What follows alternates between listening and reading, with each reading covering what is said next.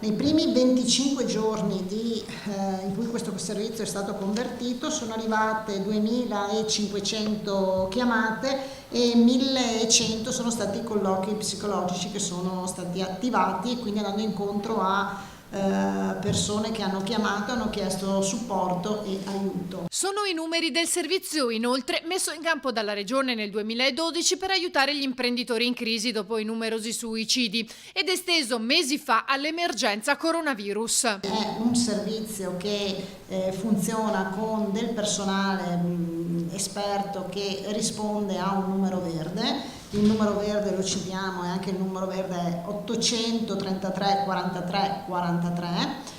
Risponde a questo numero verde, quindi con esperti, e poi fa anche dei colloqui psicologici quando ci sono situazioni più a rischio, situazioni insomma che potrebbero essere appunto anche andare incontro a invece eventi molto più drammatici. Dati alla mano, il 29% delle persone che ha chiamato rientra nella fascia d'età 35-50 anni, il 25% 51-70 anni, il 14% over 70. Nel complesso il 59% è di sesso femminile.